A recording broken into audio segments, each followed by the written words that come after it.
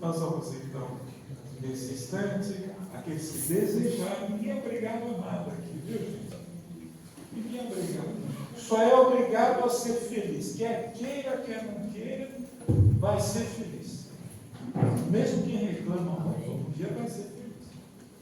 Então nós vamos, nesse instante, agradecendo a Deus nosso Pai, a Jesus, nosso irmão maior, a mentora da nossa casa, entre outros mentores, Dona Luísa, pela qual eu tenho grande simpatia e afinidade. Que ela possa, nessa manhã, já está fazendo isso, acalmando os nossos corações, fortalecendo a nossa boa vontade, para os trabalhos abençoados da manhã de hoje. Vamos fechando os olhos, mentalizando a figura do nosso amigo e amado mestre, de braços abertos para nos acolher sempre, nosso Senhor Jesus Cristo, que é nosso irmão maior. Nós vamos em prece, não há necessidade de repetir a prece, mas a necessidade de acompanhá-la pelo pensamento. Vamos envolvendo a nossa irmã, Maria Cristina, que vai nos conduzir em prece nesse instante, e vamos envolvendo a nossa irmã nas nossas melhores vibrações.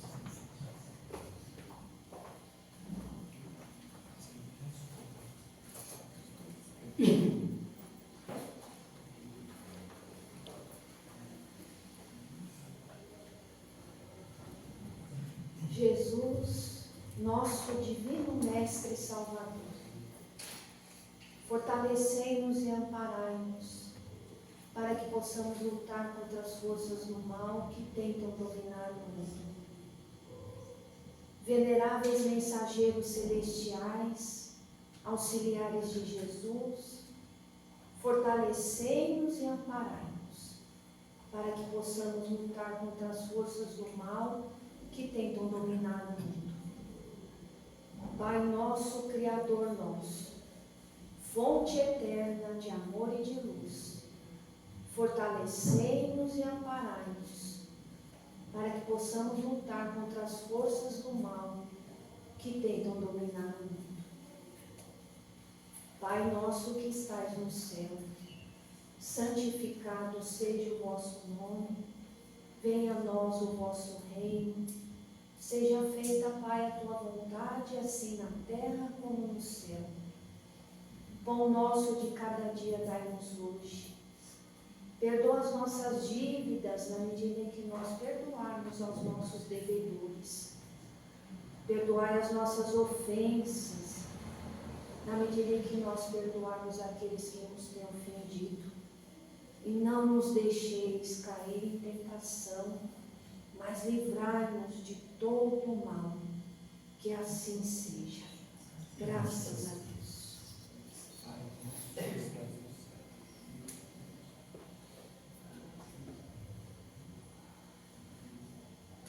Pai nosso que estais no céu, santificado seja o vosso nome, venha a nós o vosso reino, seja feita, Pai, a tua vontade, assim na terra como no céu.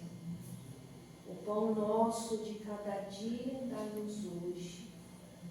Perdoa as nossas dívidas, na medida em que nós perdoarmos aos nossos devedores.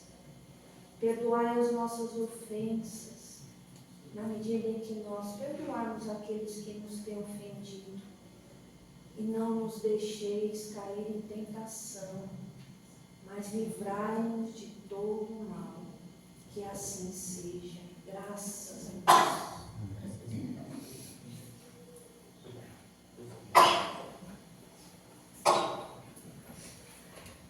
E assim nós damos por iniciados os trabalhos de assistência espiritual do dia de hoje, que compreendem a psicografia, a mediunidade com Jesus, por intermédio da qual nós iremos receber mensagem que reconforta, mensagem que serve de alerta, mensagem que serve de esclarecimento, mensagem que serve de fortalecimento para os nossos propósitos. Como nós já dissemos, nós estamos no 5º capítulo do Evangelho segundo o Espiritismo de Allan Kardec, cujo título é Bem-aventurados os aflitos. Aflitos estamos todos nós nesse instante. Estamos todos aflitos, preocupados com a nossa família, com a economia, com o nosso emprego, com o nosso trabalho. Até quem está aposentado está preocupado. Será que eu vou continuar recebendo aposentadoria? Será que o Brasil vai para frente? Será que a crise climática vai acabar com isso? Vai ter água? Então, existe, sem dúvida nenhuma, um sentimento de aflição que toma conta involuntariamente do nosso coração. Não é que a gente queira ser aflito, mas as circunstâncias nos levam a sentir essas aflições. E está aflito quem está com dor, quem está doente, quem está desempregado, quem está afastado da família, quem está no hospital, quem está numa penitenciária. Todas essas as aflições menores e as aflições maiores. E vem Jesus Cristo e nos diz, Ele que veio à terra em missão divina, Ele encarnou, Ele não reencarnou como querem alguns, porque Ele veio uma vez à terra em missão divina, encarnou num corpo como o nosso, com as nossas mesmas necessidades, a mesma fisiologia do nosso corpo. Ele ocupou o corpo físico para exemplificar a moral da qual ele é excelso representante, espírito puro e perfeito, conforme nós aprendemos na questão 625 do Livro dos Espíritos de Allan Kardec. Então Jesus veio a esse mundo e ele disse claramente, não há como negar, bem-aventurados os aflitos, pois eles serão consolados. Bom, para entender essa colocação de Jesus, é preciso compreender melhor essa expressão bem-aventurado. Bem-aventurado significa, em síntese, feliz. Então é como se Jesus estivesse dizendo assim, felizes aqueles que estão aflitos. Nós concordamos com isso? A gente respeita a palavra de Jesus, claro. Nós estamos com todo respeito, toda a solenidade. Mas no fundo da nossa alma, a gente assim, o que Jesus está dizendo, não é? Bem-aventurado, feliz é a pessoa que está aflita, desempregada. Feliz é a pessoa que está doente. Feliz é a mulher que foi abandonada pelo marido com 3 filhos. Feliz é o empresário que não tem recursos para enfrentar a folha de pagamento desse mês. Como é que pode ser feliz uma pessoa que passa por dificuldades de ordem material e até de ordem moral, né? Uma traição, saúde, uma infidelidade. Jesus, como é que pode ser feliz essa pessoa? A explicação, a partir do conhecimento do Espiritismo com Allan Kardec, facilita imensamente a compreensão desta palavra de Jesus. Feliz é aquele que está aflito. Porque quem está aflito, veja bem, está recebendo a reação dos seus atos. Então, quem está aflito, se eu estou aflito, é porque em algum momento desta encarnação, ou de encarnações anteriores, eu fiz alguém aflito. Ah, mas eu estou desempregado. Provavelmente causou desemprego, o infortúnio de pais de família. E hoje recebe como eco, ele recebe, é o eco. O que a gente faz volta para nós. É a lei do retorno, a lei de ação e reação. Portanto, quem está aflito está recebendo a reação dos atos do ver. Eu estou recebendo a reação dos atos dela? Não, estou recebendo as reações dos meus maus pensamentos, das minhas más palavras e das minhas más ações. Tudo volta, assim como voltam os bons pensamentos, as boas palavras e as boas ações. Então, quem está aflito no Espiritismo com Allan Kardec está resgatando. O que é resgatando? Vamos traduzir. Está pagando, está colocando a contabilidade espiritual em dia. Porque quem recebe a reação e está sofrendo, está numa situação equivalente à pessoa a quem fez sofrer. E isso significa um conhecimento indispensável e valioso para o Espírito eterno. Então, se eu estou sofrendo, sim, mas aí tem um segredinho, calma. sofrer como muita gente sofre, que não é o caso de ninguém. Aqui são sofredores assim, não é? Senhor, fazei de mim um instrumento da vossa vontade. São Francisco de Assis. Aqui ninguém reclama o sofrimento, não é? Ninguém reclama da família, do marido, do patrão, do governo. Saúde, até espirrou, tá vendo? Até espirrou. Ninguém reclama.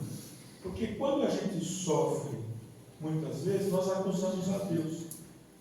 Ah, meu Deus, por que mal que eu fiz para Deus? Acho que eu joguei pedra na cruz. A senhora falou isso para mim, eu falei, meu Deus, você se lembra disso? Mas, meu Deus, se eu tivesse essa lembrança, acho que eu ficava maluco, mas eu jogava pedra na cruz. Imagina, era assim, não, mas não era na cruz de Jesus, era uma outra cruz que tinha lá. A pessoa já começa a inventar. Então, aquele que sofre reclamando, acusando a Deus, aquela pessoa que ela sofre, mas ela não é culpada de nada. A culpa é do marido ou da esposa. A culpa é do patrão, a culpa é do governo, a culpa é do partido político tal, a culpa é do clima, a culpa é de todo mundo, mas não é a culpa dela. Então, essa pessoa, o sofrimento dela não valeu, ela vai sofrer, vai continuar sofrendo, vai sofrer novamente. Porque para cancelar o mal que a gente fez, é necessário resignar-se, ou seja, se conformar diante daquilo que a gente não pode mudar. Então é tipo assim, Senhor, uma prece íntima, que eu já fiz muitas vezes. Senhor, eu estou sofrendo, eu estou aflito. Senhor, eu sei que eu sofro porque é alguma coisa que eu fiz de errado e que recai sobre mim. Mas, Senhor, dá-me força, sustentação, para que eu possa vencer essa aflição, que isso passe logo, Senhor. Senhor, me abençoe. É aquele que sofre, não acusa a Deus. Não acusa a família, não acusa a esposa, a mulher, o cônjuge, a avó, o tio. Ah, eu sofro porque é culpa do meu pai que não me pagou uma faculdade. Então todo o sofrimento dele cai em cima do pai. Só que não cai. Ele vai continuar sofrendo, sofrendo, sofrendo, até aprender a não acusar os outros do seu sofrimento. Mesmo que alguém tenha nos causado um sofrimento, entra a solicitação de Jesus, que não é ordem, é solicitação. Perdoar 70 vezes 7. 70 vezes 7 vezes. Então, quem está aflito, posso usar essa expressão? Quem está aflito está colocando a contabilidade espiritual em dia. Se a gente deve para a instituição financeira e está pagando, só que a pizza que era toda semana, agora é só uma vez por mês. Tênis de marca, os filhos já sabem que não tem mais. Vai a pé para a escola. Vai a pé para a escola, para economizar gasolina. Então, para pagar aquela dívida que aquela família contraiu com a instituição financeira, é necessário que um sacrifício da parte da família, que a dívida é pesada. Está pagando na preguiça, como diz o amigo meu, na prestação, saúde. Está pagando na prestação. Mas é penoso, não é? Porque está pagando a prestação pesada. Mas depois que pagar toda aquela dívida, como é que fica? Depois que quitou? Fica numa boa, não deve mais, as coisas voltam ao normal. E o que se espera da pessoa que contraiu uma dívida, que fez um acordo com o banco, que demorou um ano para pagar, é que não cometa mais o mesmo erro de sair por aí gastando além daquilo que pode para não se endividar. O que se espera espiritualmente de cada um de nós é que durante a nossa aflição a gente entenda que estamos aflitos por uma causa justa, por um mal que cometemos. Ah, mas eu não lembro. Pode ser em outra encarnação. Às vezes é nessa encarnação mesmo. Às vezes cometemos erros e a gente precisa de vez em quando fazer um exercício do autoconhecimento e lembrar o que a gente andou aprontando por aí. Porque todo mundo é santo, não é? O santo do barro, né? Não é santo na acepção moral da palavra de ordem espírito, de ordem elevada. Aflitos estão aqueles que estão passando por aflições. As aflições não chegam ao acaso. Mamãe dizia, assombração sabe para quem aparece. Então a aflição sabe para quem aparece. É porque eles dizem assim, mas aquela mulher é a mesma coisa que eu, só que ela leva uma vida boa, eu estou aqui cheio de aflição. Tudo tem a sua justificativa, tudo tem a sua motivação. Então, se nós estamos aflitos, pedimos a Deus para nos ajudar a superar a aflição, nós vamos nos resignar diante daquilo que não dá para mudar. É aquele exemplo que a gente sempre costuma dar. Você vai no médico, o médico diz, olha, é doença grave, não tem cura. O que você faz? Não sei o que você faz, eu mudo de médico. Aí eu vou no outro médico. Daniel me indicou o médico, eu vou lá. Aí eu vou lá, o médico diz, às vezes tem cura, mas é 1 em 1 milhão. O que eu faço? Procuro outro médico. Porque isso é fazer o que está ao nosso alcance para mudar uma situação. De repente você encontra um médico e diz, olha, eu já tive um caso semelhante aqui no consultório, a cura é difícil. Mas a pessoa foi curada, o senhor é meu médico. Percebe como é que funciona o negócio? Você não pode se deixar aterrorizar e se deprimir na primeira negativa. Você precisa procurar, não é? Resolver o nosso problema. É caso de desemprego. Eu tive um amigo meu, ficou durante 4 anos desempregado. Ele tinha um certo fundo e conseguiu sobreviver com muita dificuldade, fazendo os bicos. E um dia eu perguntei para ele, como é que está? Você já conseguiu? Ele disse, Afonso, ele mostrou o currículo.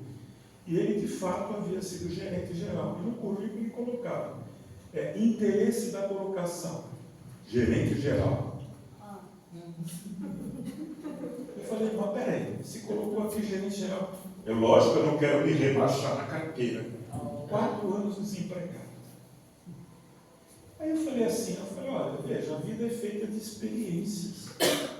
Hoje gerente geral, amanhã supervisor, coordenador. A gente precisa encontrar uma outra opção. O mercado oferece muita coisa. Não, mas eu não quero rebaixar na carteira. Está desempregado até hoje. O primo dele me ouviu e falou, puxa, você não tinha pensado nisso. Eu falei, também não vai colocar interesse, uma relação de 30 coisas, 30 cargos, porque aí fica meio complicado. Mas coloca 2 ou 3 opções, ele deu certo, está trabalhando, já foi promovido, e o outro está desempregado. Então nós precisamos entender que na vida da gente, nós temos que ser criativos, não é? Temos que ser criativos em relação à nossa problemática pessoal, seja uma doença, desemprego, uma necessidade de ordem moral. Aquela senhora que ficou viúva fazia 3 anos, e ela disse, Afonso, queria tanto me casar. Será que ele lá em cima, não é? Ele lá em cima, ela voltava para cima, né? Eu olhava assim, será que ele lá em cima, ele concorda? Eu digo, se ele concorda ou não concorda, não é problema dele, é seu. Ele já está em outro lugar. Eu disse, nossa, Afonso, e a caridade? Eu disse, mas que caridade? Ele desencarnou, ele está no mundo espiritual. E ela me perguntou, ele está no nosso lar? Eu disse, vou saber se ele está no nosso lar. Eu vou saber. Aí ela disse, mas você não é médium? Eu digo, sim, sou médium, mas não sou guru. Não é? Sou médium da psicografia aí. Olha lá, ainda com muito sacrifício. E ela disse, bom, o que eu faço então? Já que ele não pode interferir, o que eu faço? Porque eu olhei para ela estava usando uma roupa escura, sabe? Se bem que hoje é moda, né? Mas ela era morena, cabelo preto, o rosto assim, triste. Eu disse, não, desse jeito aí vai ser difícil, né? Ela disse, mas tem algum trabalho, Afonso, que você possa fazer? Eu digo, tenho. As pessoas às vezes usam um pouco de misticismo para ver se chega no ponto certo. Eu digo, olha, muda o corte de cabelo, um batomzinho, uma roupinha mais assim, né? Um jeitinho e tal. Procura frequentar um lugar que seja bom, enfim, um clube, enfim, uma conhecer pessoas novas. 2 meses depois, já estava lá, de malas prontas. Mãe, já estava assim, Afonso, o trabalho deu certo. Eu digo, graças a Deus. E como é que eu faço para pagar o trabalho, Afonso? Vai sair caro. Eu disse assim, leva uma cesta básica lá para o Luísa de Abreu, está pago. Ela disse, que bom, estava preocupada, né? Como em pagar. Nós temos que vencer os nossos instintos. O Chico sempre dizia isso. Vencer os instintos, sublimar os instintos. O que é sublimar? O que é um instinto? O instinto é aquela reação natural nossa. Alguém nos prejudica. E a gente tem um prejuízo. O que acontece quando nós temos um prejuízo? Senhor, Senhor, abençoa essa pessoa que me deu prejuízo. Pobrezinho não sabe que está com uma carga espiritual sobre os ombros. Abençoa esse meu irmão que me prejudicou. Essa é a nossa atitude? É a sua atitude? Se for, é que você é santa, filho. Você está no lugar errado. Você tem que ir lá para o céu. A nossa atitude qual é? Me paga e me paga. Ô gente ruim. Você já pensou assim? Só tem gente ruim na terra. E um colega nosso que estava revoltado por uma situação semelhante, ele só tem gente ruim sobre a terra. Eu quietinho ali ouvindo ele, em atitude de quem está receptivo. E ele só tem gente, não sobra ninguém, é tudo ruim, Afonso. Ou seja, nem eu sobrava. Nosso instinto não é assim. Alguém pisa no nosso pé. Aqui ninguém anda de condução coletiva, todos temos outros. Sua condução própria anda de metrô, como eu. Então, no metrô, você sofre muitas pisadas. E quando a pessoa sofre a pisada, ela já começa a espernear, gritar, ô, seu cego! Um dia, o Chico, não foi no metrô, em Pedro Leopoldo, o Chico Xavier estava atrasadíssimo para o trabalho espiritual, a pequenina casa, Luiz Gonzaga, fundada por ele e pelo seu irmãozinho, e aí ele estava atrasado, porque ele trabalhava. Todos os trabalhadores aqui, do Luiz de Abreu, todo mundo trabalha.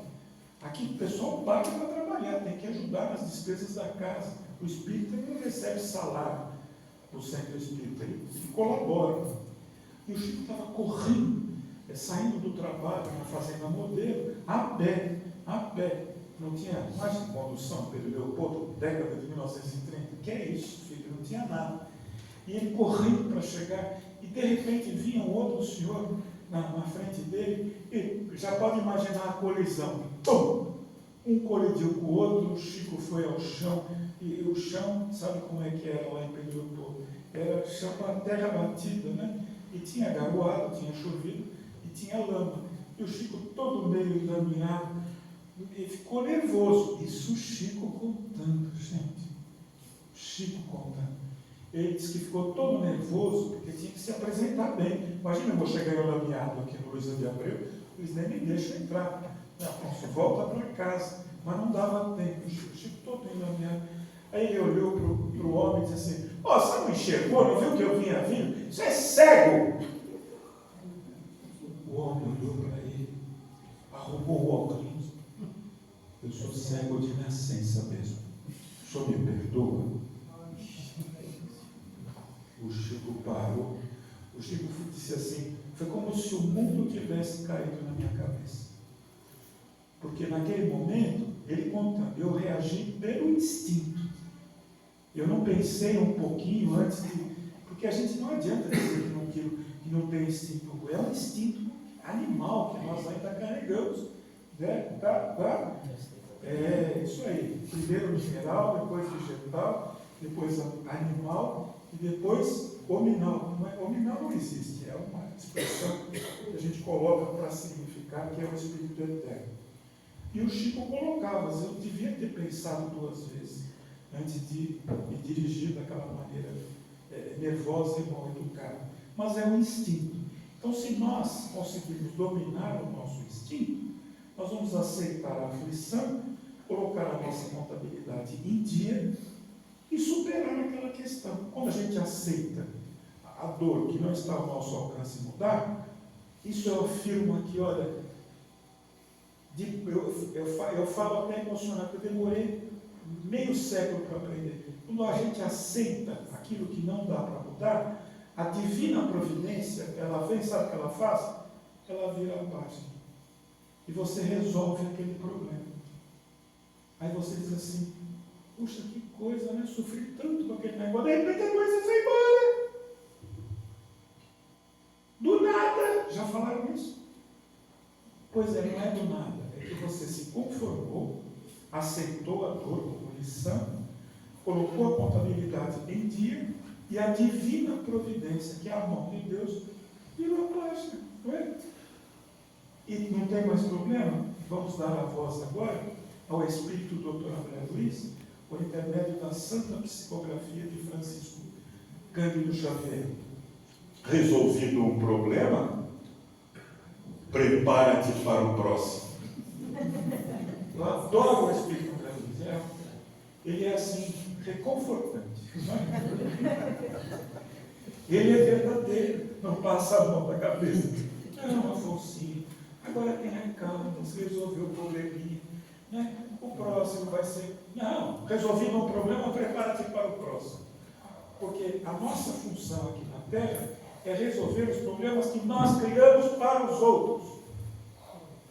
E que estamos nos afligindo nesse instante. Para amenizar um pouquinho, falando de instinto, eu tomo a liberdade aqui na Cultura Espírita de contar uma antiga lenda. Na verdade, não é lenda, é uma história da carochinha. História para crianças. Como nós somos todos crianças espirituais, uma senhora me disse, gostei muito daquela história que você contou. Eu falei, que história que a gente conta tanta coisa? A história da carrocinha. Foi da carrocinha, eu fiquei procurando. Aí eu entendi, da carochinha. É história para crianças. E na Alemanha, tiveram muitos escritores que escreveram contos, historinhas para crianças, com um fundo moral. Sabe o fundo moral? Com a intenção de passar um raspão na pessoa, um puxão de orelha, conta uma história infantil, todo mundo presta atenção e leva um puxãozinho de orelha. Goethe, aquele que foi assim, o pai da literatura, da poesia, da língua alemã, tinha uma das suas historinhas favoritas, que era essa, que é historinha, é conto de fada, gente. Não tem nada a ver, não é espírita, é só para a gente pontuar. Então conta que tinha um senhor que já era madurão, assim, cabelo branco, né? Bonzinho, estava lá, estava muito solitário, e ele era viúvo, veja só, ele era viúvo, e sentia falta do aconchego da esposa, tal, mas se conformou. E ele tinha uma gatinha linda, uma gatinha angorá, já viu angorá? Então, angorá é branquinho, os olhos azuis, e a gatinha era um doce, ela conversava com ele, porque os animaizinhos, com o passar do tempo, eles vão adquirindo assim uma tal sintonia que eles falam a língua deles e a gente entende. A gente fala a nossa e eles entendem também, pela vibração, pela sintonia. E ele adorava aquela gatinha. Aquela gatinha o acompanhava na refeição, dormia junto com ele, caminhava, os estudos que ele fazia, a gatinha estava lá. E a gatinha era amorosa, ele ficava sempre enroscando nele. E um dia, ele disse assim, meu Deus, como eu amo a minha gatinha. Se ao invés de gatinha, ela fosse uma linda moça. Olha o pensamento. Seria uma alegria tão grande. Eu me casava com ela. Se ela fosse, meu Deus, se a minha gatinha se transforma. Coisa assim, né? Da imaginação da pessoa. Mas isso é história para criança. Não significa que isso aconteceu. E um dia, esse senhor, ele olhando para a gatinha, apaixonado por ela era bonzinha, amorosa, tal, fazia assim um carinho dele, sabe, massinha?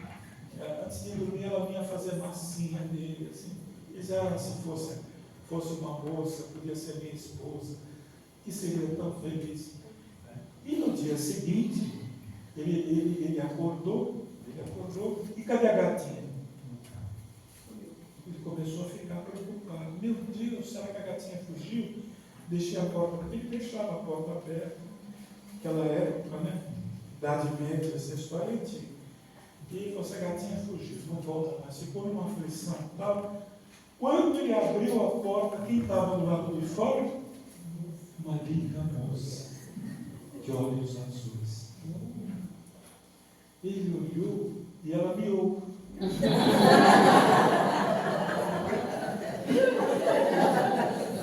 Gente, é Goethe que está contando. É a história não é da carrocinha. Quase que eu falei carrocinha, história de Paulo que fala. Quando ela miou, ele disse, minha gatinha. Experimenta falar isso para a sua esposa. Tá certo. Não precisa nem levar presente, é só se abraçar e falar, minha gatinha. Pronto. O domingo já está resolvido. Na alegria. E ele abraçou, a primeira providência foi vesti-la, né? Porque ela estava ali. Vesti-la, arranjar a roupinha.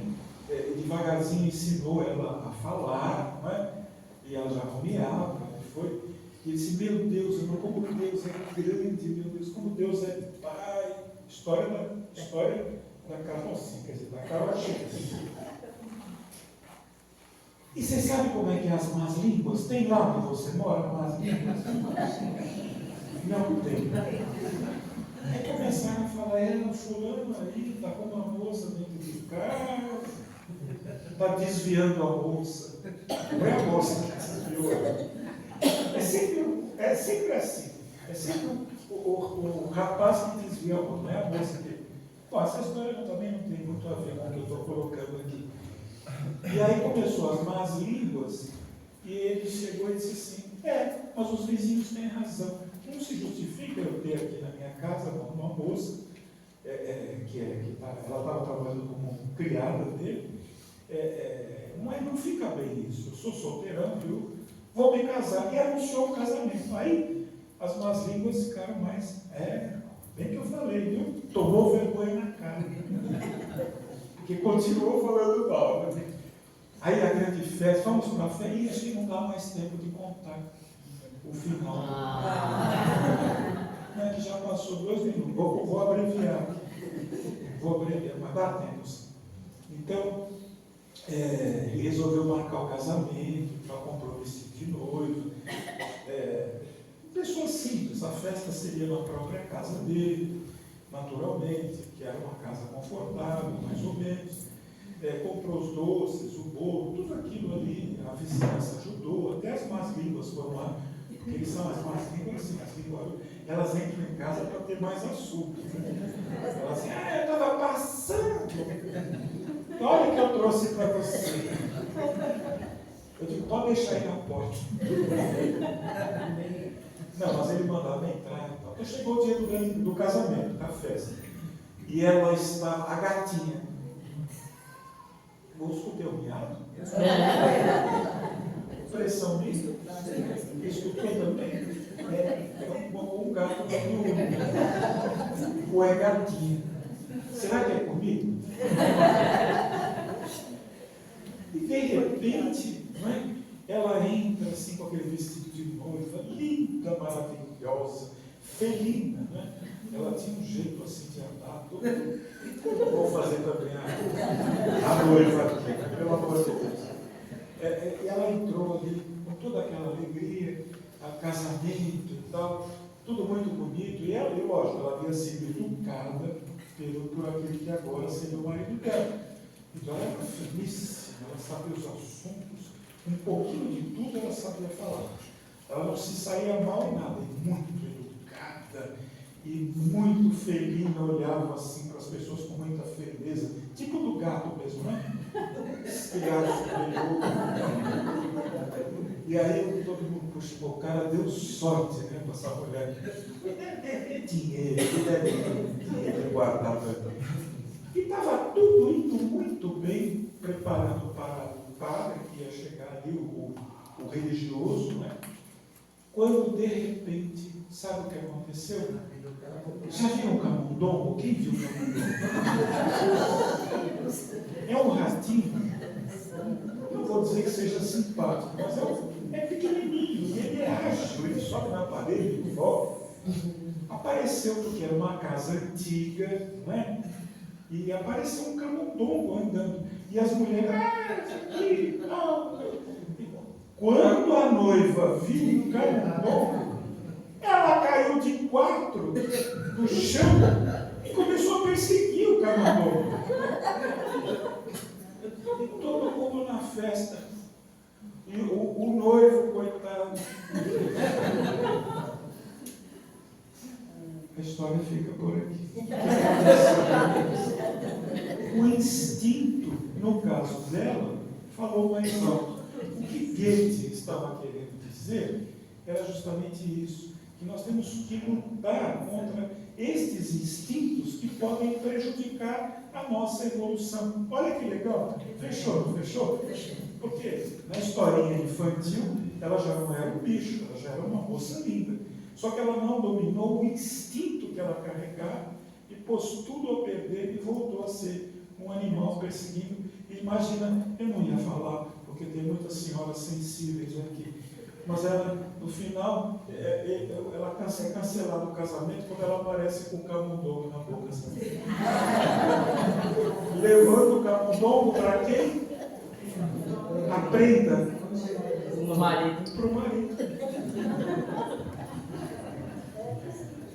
Mas se eu fosse o marido dela, posso acrescentar? Eu lembrei de um grande diretor de cinema, Bill Wilder. Ele escreveu, já é outro assunto, um grande escritor a respeito, roteirista de cinema. Um filme dele termina assim: digamos que fosse ele que estivesse aqui contando a história, a moça maravilhosa com o rato, imagina, na boca, e o marido olhando para ela e diz assim, e todo mundo comentando, e ele dizendo assim: não faz mal, ninguém é perfeito.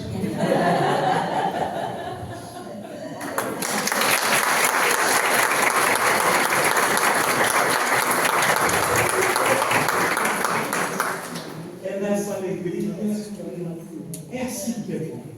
A alegria dissolve todos os miasmas, formas, pensamentos e negatividades que se acumularam no centro de força coronário, impedindo a nossa ligação com o Pai Celestial. É nessa paz, é nessa luz, é nesse oásis de tranquilidade que nós vamos iniciar o trabalho de pintura mediúnica, trabalho de psicografia, e vamos trabalhar aqui contando com o silêncio da oração de todos. Pode se levantar à vontade. Ninguém é obrigado a ficar preso na cadeira, mas no silêncio da oração com os aparelhos telefônicos desligados. A nossa livraria, em benefício do Grupo Espírita GE, continua funcionando, ainda dá tempo de colocar um livrinho aqui, e os livros estão pela metade do preço, graças a Deus, para incentivar a leitura. Ler faz bem à alma. Estamos combinados?